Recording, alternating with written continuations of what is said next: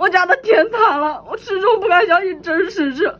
光天化日，天天朗朗乾坤，在中国法治社会的今天，我相信法律会给我们一个公道。大家好，我是实名举报华大基因核酸检测不准确，被殴打断7根骨头，10级伤残的王德明。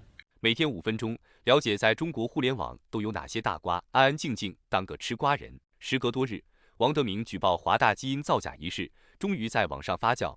这名男子叫王德明，称自己今年35岁，是双一流大学生物医学工程硕士，此前担任华夏方舟国家基因库副主任。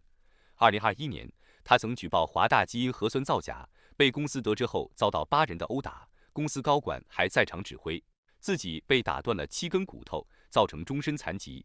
随后，华大基因发表声明称，王德明造谣、恶意诽谤、编造谎言。至于王德明被打造成终身残疾一事，和他们没有关系。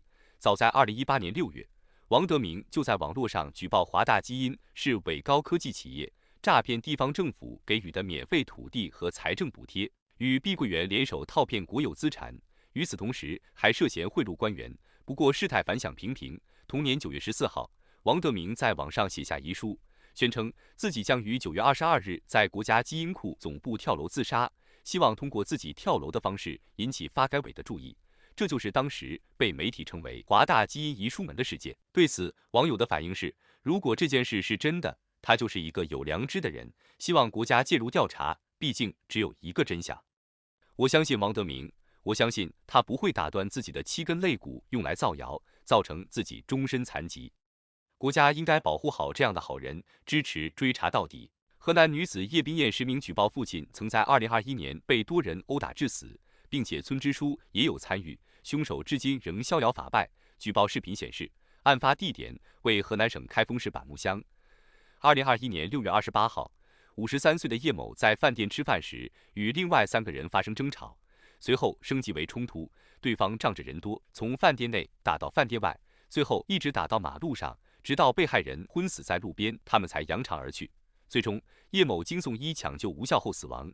当地警方早在2021年7月13号就发布过情况通报。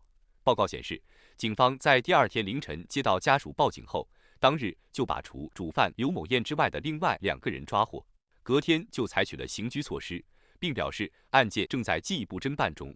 然而，在事发1年半后的今天，当事人家属再次发布实名举报视频，视频一经发布，瞬间轰动整个中国互联网。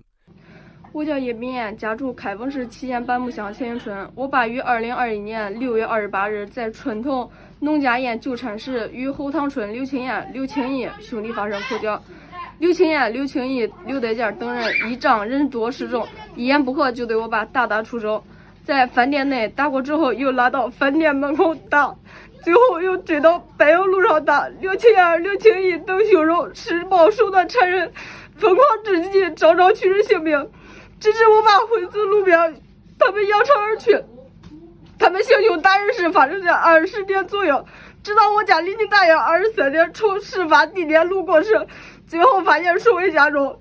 0点29分时，我爸因伤势过重，头疼欲裂，无法支撑。我们打120送往医院抢救无效死亡。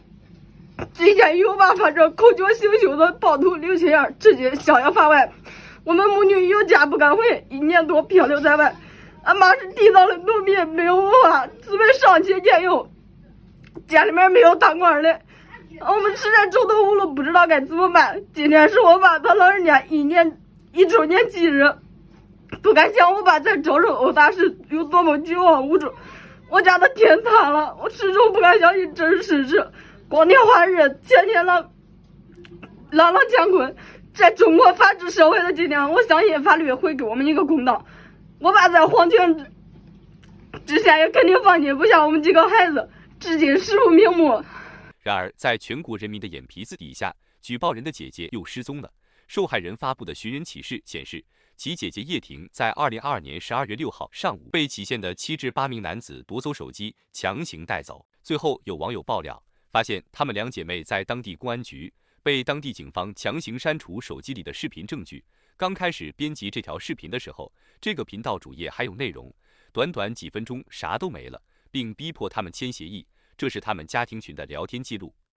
聊天记录显示，警察抢走他的手机之后，由于打不开他的苹果手机，于是就拔掉了他的手机卡，插在自己的手机上，用短信登录抖音，删除的数据。对此，网友的反应是：这个警察太牛逼了，《水浒传》里的剧情都没有这么黑。当救命稻草变成食人花的时候，该是有多绝望？